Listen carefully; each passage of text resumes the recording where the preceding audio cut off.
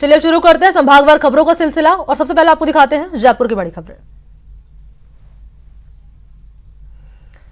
CM Ashok Gehlot के निर्देश के बाद पशुपालन मंत्री लालचंद कटारिया पशुपालन विभाग के अधिकारियों के साथ वीसी के माध्यम से उन्होंने बैठक की। मंत्री लालचंद कटारिया ने सभी जिले के अधिकारियों को पोल्ट्री का डेटा संग्रहित करने के निर्देश दिए।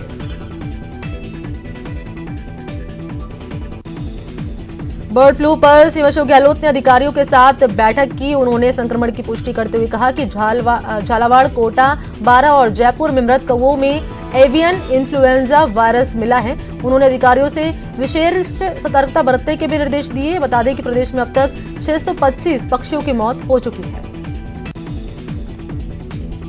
सीएम अशोक गहलोत ने कोरोना के हालात और वैक्सीनेशन की तैयारियों की समीक्षा की। सीएम ने कोरोना के नए स्ट्रेन पर चिंता जाहिर करते हुए इंग्लैंड से आने वाले यात्रियों पर खास नजर रखने के निर्देश दिए। मरुधरा में कोरोना वैक्सीनेशन की तैयारियां पूरी कर ली गई है। चिकित्सा विभाग की माने तो पहले चरण में 4 लाख से ज्यादा हेल्थ वर्कर का वैक्सीनेशन किया जाएगा। वैक्सीनेशन के सही ढंग से चलाने के लिए एक खास सॉफ्टवेयर कोविन बनाया गया, जिसमें अब तक 4.5 लाख लोगों ने रजिस्ट्रेशन करवाया है। आशा सहयोगिनियों समेत विभिन्न मांगों पर मुख्यमंत्री अशोक गहलोत मास्टर स्ट्रोक उन्होंने चल दिया है। महिला बाल विकास मंत्री ममता भूपेश ने कहा कि सीएम अशोक गहलोत ने इस मामले में पीएम मोदी को पत्र लिखकर आशा की मांगों से अवगत कराया है। बीजेपी की तर्ज पर अब कांग्रेस भी प्रदेश के सभी जिलों और प्रखंड मुख्यालयों में पार्टी दफ्तरों का भवन बनवाएगी। कांग्रेस ने इसके लिए तैयारियां भी शुरू कर दी। कांग्रेस नेता ने कहा कि जमीन आवंटन होते ही पार्टी भवन निर्माण कार्य शुरू कर दिए जाएंगे। जयपुर में 8 जनवरी से कोरोना वैक्सीनेशन का ड्राई रन होगा। प्रदेश के हर जिले के 3 संस्थानों में ड्राई रन किया जाएगा, जिसमें जिला अस्पताल, निजी अस्पताल और पीएससी शामिल हैं। चिकित्सा विभाग की माने तो अब तक 4 लाख लाभार्थियों का डेटा संग्रह किया जा चुका है। मरुधरा में कोरोना संकट के बीच बर्ड फ्लू के मामले भी सामने आने लगे हैं। इस मामले पर बीजेपी प्रदेश अध्यक्ष सतीश पूनिया ने गहलोत सरकार पर निशाना साधा। पूनिया ने कहा कि संक्रामक बीमारी के मामले में सरकार गंभीर नहीं है। जयपुर में मौसम की बेरुखी बदस्तूर जारी है। आज पूरा शहर घने कोहरे के आगोश में रहा। सुबह 10 बजे तक विजिबिलिटी महज 50 मीटर रही। मौसम विभाग ने आगामी दिनों में और सर्दी बढ़ने की संभावना जताई। देखते हैं कोटा की बड़ी खबरें। कोटा में भी बर्ड फ्लू का कहर देखने को मिल रहा है। पशुपालन विभाग के संयुक्त निदेशक डॉक्टर चंपालाल मीणा के मुताबिक आज जिले में 19 पक्षियों की मौत हुई, जिनमें 17 कौवे, 1 कबूतर और 1 बगुला भी शामिल है।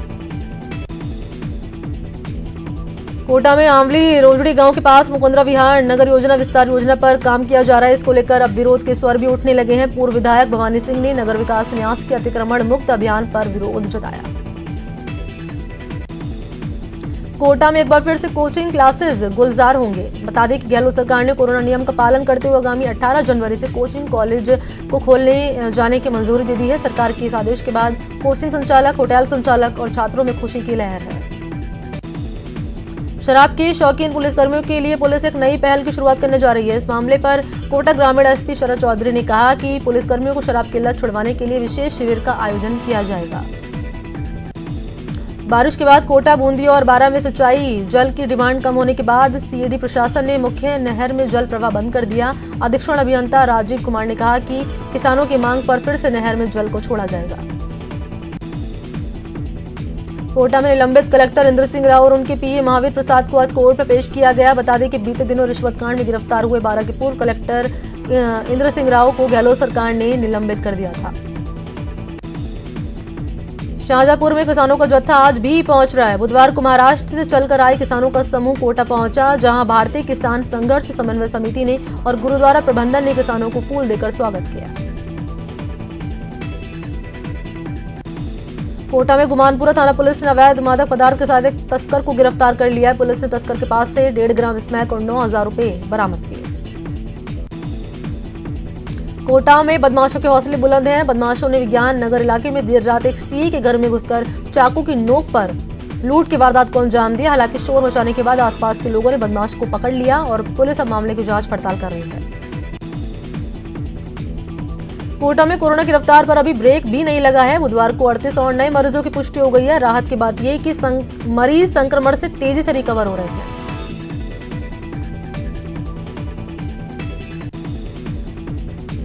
अब देखते हैं भरतपुर की बड़ी खबरें। भरतपुर के नदबी पंचायत समिति सभागार में विधायक जोगेंद्र रवाना के नेतृत्व में किसान संवाद कार्यक्रम आयोजित हुआ। इस दौरान विधायक ने केंद्र सरकार को किसान विरोधी बताया। भरतपुर के बयाना तहसील में अवैध खनन को लेकर ग्रामीणों ने ऐतराज जताया। ग्रामीणों ने सीएम गहलोत के नाम एसडीए को ज्ञापन भी सौंपा और अवैध खनन करने वालों के खिलाफ कार्रवाई की मांग की। भरतपुर में पुलिस दबिश के बावजूद गौ तस्करों के हौसले बुलंद है। मामला खो थाने का है, जहां पर पुलिस ने गोवंश से भरी एक पिकअप को जब्त किया। इस दौरान तस्करों के पास से पुलिस ने 20 लीटर अवैध कच्ची शराब को भी जब्त किया। भरतपुर के रूपवास कस्बे के धौलपुर बाईपास मोड़ पर एक अनियंत्रित ट्रक बेकाबू होकर पलट गया। हादसे में चालक और उपचालक बाल बाल बच गए। भरतपुर के गोपालगढ़ थाना क्षेत्र में ट्रक चालक ने अपने ही हेल्पर की हत्या कर दी। मामले में मृतक के पिता ने ट्रक चालक के खिलाफ हत्या का मामला दर्ज करवाया है।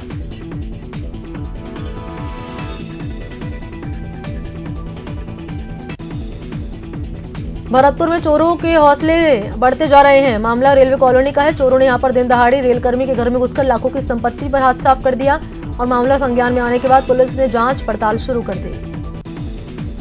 भरतपुर में बयाना थाना पुलिस ने देसी शराब समेत विस्फोटक सामग्री के साथ एक आरोपी को भी गिरफ्तार कर लिया। फिलहाल पुलिस गिरफ्तार आरोपी के आपराधिक रिकॉर्ड खंगाल रही है।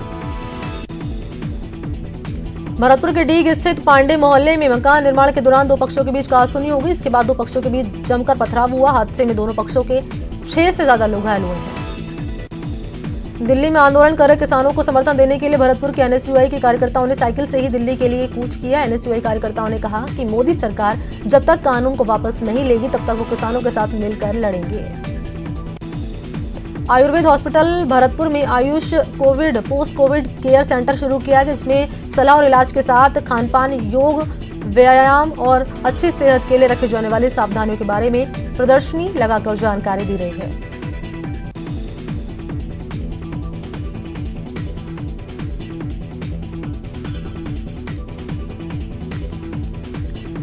आपको दिखाते हैं अजमेर की बड़ी खबरें। निकाय चुनाव की घोषणा के बाद अजमेर जिला प्रशासन एक्शन में है। लागू आचार संहिता को देखते हुए जिला प्रशासन ने शहर में राजनीति से जुड़े पोस्टर और बैनर को हटाने की कार्रवाई शुरू कर दी। अजमेर में ई रिक्शा स्टैंड की मांग को लेकर आरएलपी पार्टी ने ई रिक्शा संचालकों के साथ कलेक्ट्रेट कार्यालय के बाहर प्रदर्शन किया। विरोध प्रदर्शन के बाद कलेक्टर को एक ज्ञापन भी सौंपा गया। अजमेर में चोरों के हौसले बुलंद हैं। रामगंज थाना और अलवरगेट थाना क्षेत्र का मामला है। यहां चोरों ने 2 मकानों को अपना निशाना बनाया। चोरों ने लाखों की संपत्ति पर हाथ साफ कर दिया। अजमेर में ब्लॉक टावर थाना पुलिस ने एक सट्टेबाज को गिरफ्तार कर लिया। मौके से पुलिस ने आरोपी के पास से 7,000 की नकदी, सट्टे की पर्चियां बरामद की।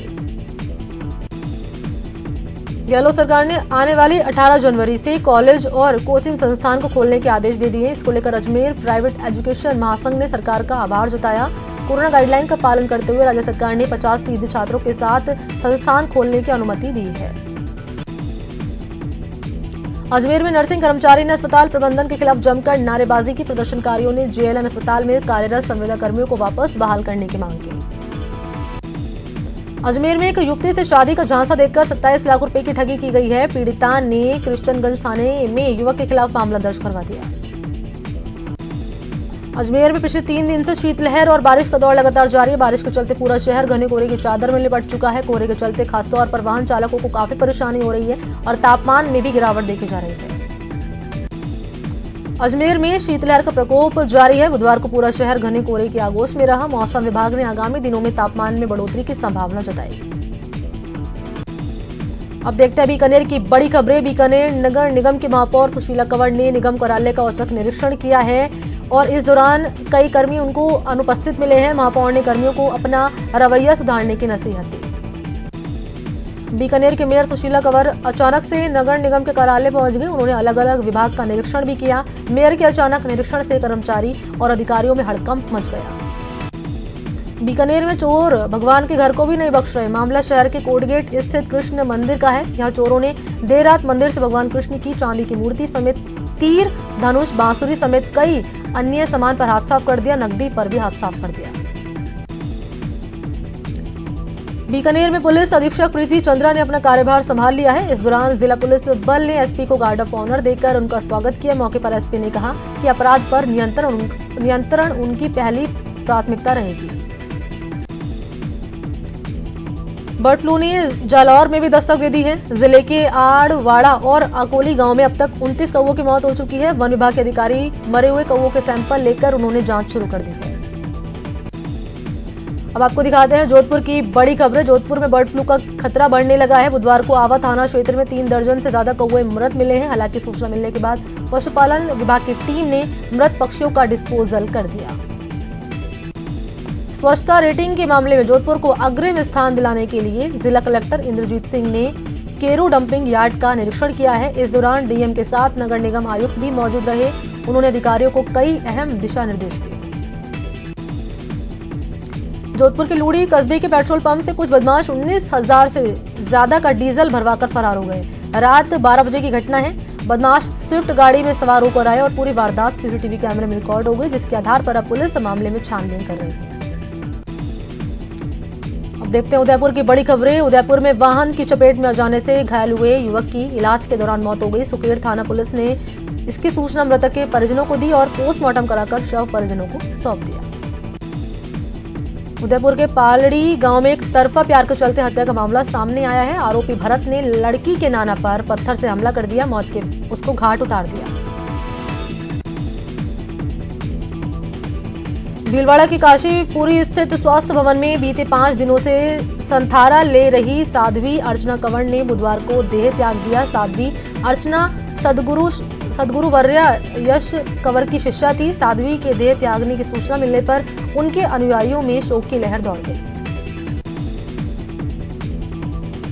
भीलवाड़ा पुलिस अधीक्षक कार्यालय अब हमेशा आम लोगों के लिए खुले रहेंगे। जिले के नए पुलिस कप्तान विकास शर्मा ने इसकी जानकारी देते हुए कहा कि इस पहल से आपराधिक घटनाएं पर नियंत्रण लगाया जा सकता है।